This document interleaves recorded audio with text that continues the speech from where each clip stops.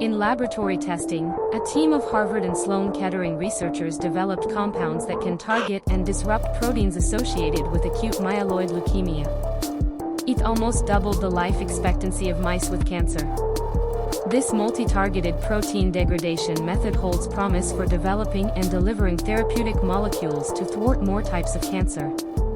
Christina Woo, one of the paper's senior authors and associate professor chemical biology, said, "Developing new molecules that disrupt new targets for different types of cancer is a huge area ongoing research in both the pharmaceutical industry and academia.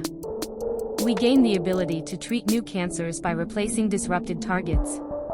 In their paper Cancer Cell, the researchers describe how they created the degrading molecules DEG-35 and DEG-77, which identify and degrade cancer-promoting proteins. Let alone simultaneously, the authors sought to cleave two proteins, IKZF2 and CK1, that were previously difficult to selectively target. By testing certain chemical properties change extent of the molecules, degradation, team was able to successfully translate one protein and translate another create their effective degraders. Cancer-associated proteins and molecules that can break them down have great therapeutic potential.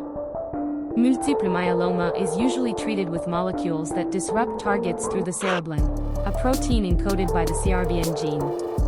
However, when dealing with aggressive cancers such as AML, current protein degradation strategies have been limited.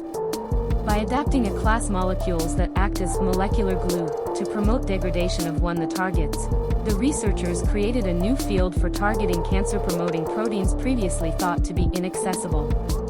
Woo's lab produced a number of compounds. She tested the best tissue culture using their expertise in targeted protein degradation and molecules this class before sending them to Kharas Lab. Through their efforts, they have successfully revealed molecular details about interactions at the protein's binding surface. Several members of Woo's lab worked on the project, along with Michael Kharas, a molecular pharmacologist at the Sloan Kettering Institute, and members of his lab. The Kharas Lab tested the molecules in cells before injecting them into cancer-infected mice for in vivo studies. In mice, a single injection of DEG-77 caused disruption of IKZF2 and CK1 in leukemic cells in the bone marrow and spleen. Leukemia cells in the blood, bone marrow, and spleen of mice underwent increased apoptosis and myeloid differentiation after 24 hours, reducing their colony-forming ability. Mice treated with DEG-77 had 66 days survival compared to 35 days of survival with no lost total body weight.